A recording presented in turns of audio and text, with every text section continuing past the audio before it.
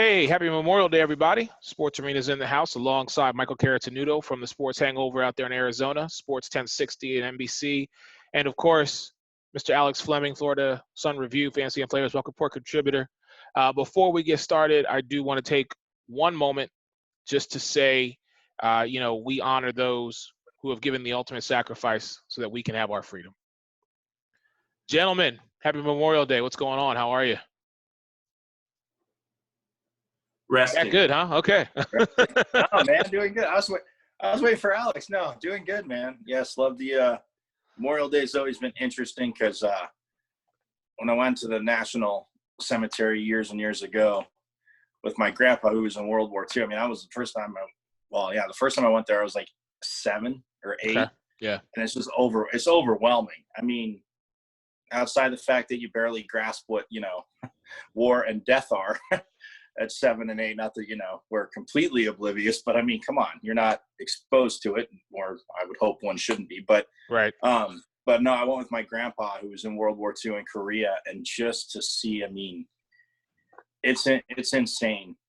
We think throughout time, and you think after, okay, hopefully this is the last time, but it's awesome that they do that, the sacrifice that they make. I mean, so we can do little fun stuff, and it's very humbling to be around them because so many people don't realize, like, especially that generation too, like World War II and stuff, they never talked about it. They never needed to talk about it. I mean, they needed to talk about it, but it's not to get attention. You guys know what I'm saying. It was like, if I asked my grandpa and his friends, they would tell stories, but outside of that, I mean, they did you did what you needed to do for the country, and that was that. So, yeah.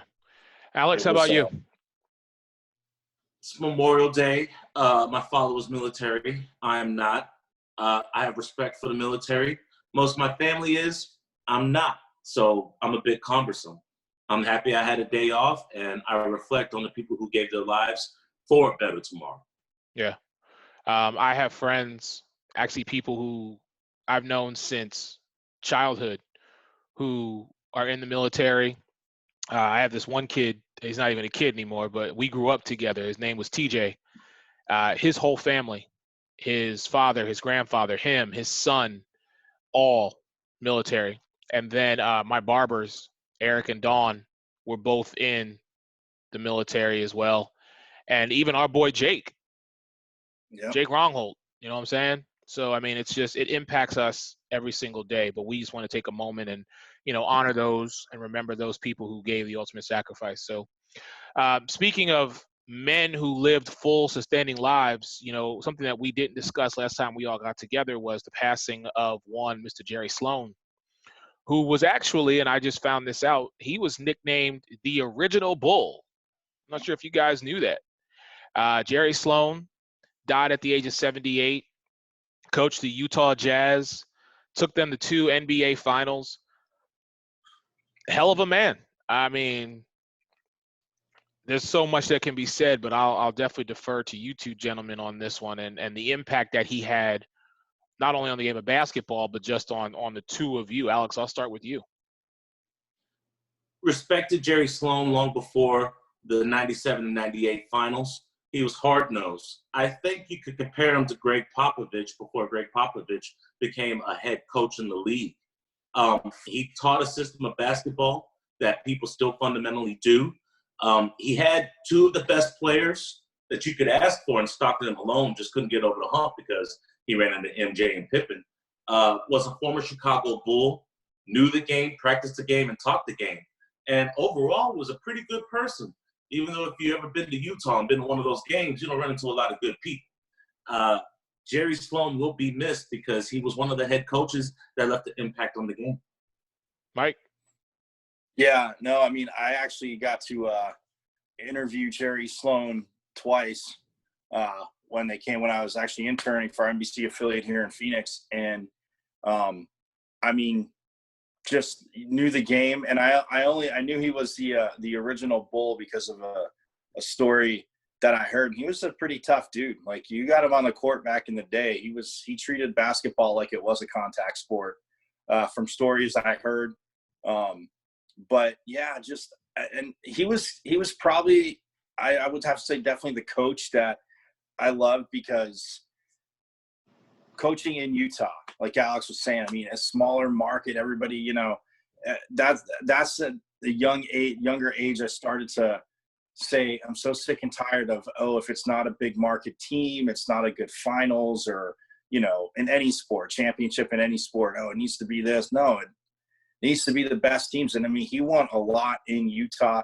And like Alex said, I mean, yeah, you know, back-to-back finals, and you run into Michael Jordan and the Bulls, and it's just but yeah, I mean, it's crazy because Greg Popovich, Alex, to your point, I saw his statement saying he was a mentor from afar before he actually had met Jerry Sloan and became a coach. And, you know, just the way Sloan, you could always see that toughness on the bench. He wasn't going crazy.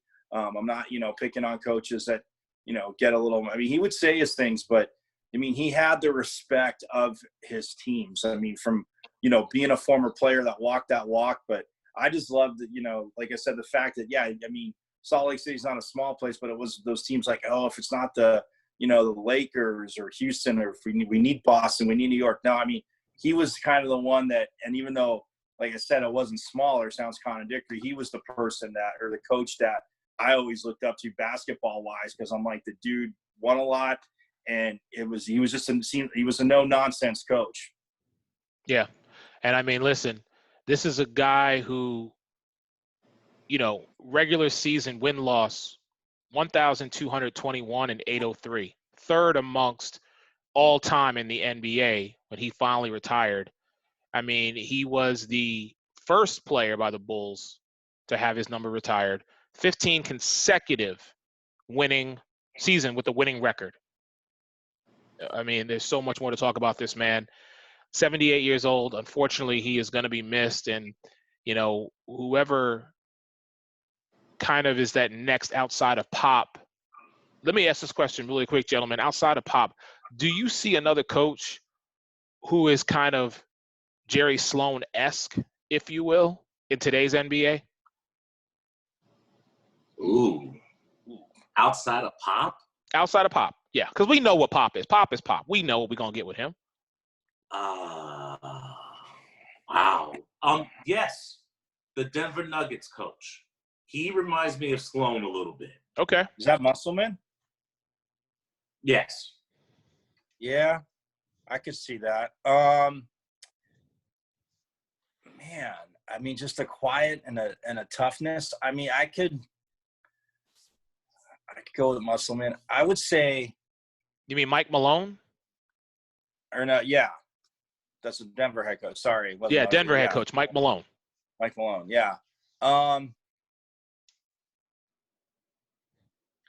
I would almost say, well, I see a little bit of it, I think, because, I mean, he was obviously in the league at the same time, but played against him.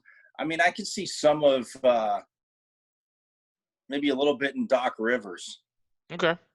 Because I think Rivers has that. I mean, he'll be a little passionate. And every now and then Sloan had a thing. I could see a little bit in Rivers. Right.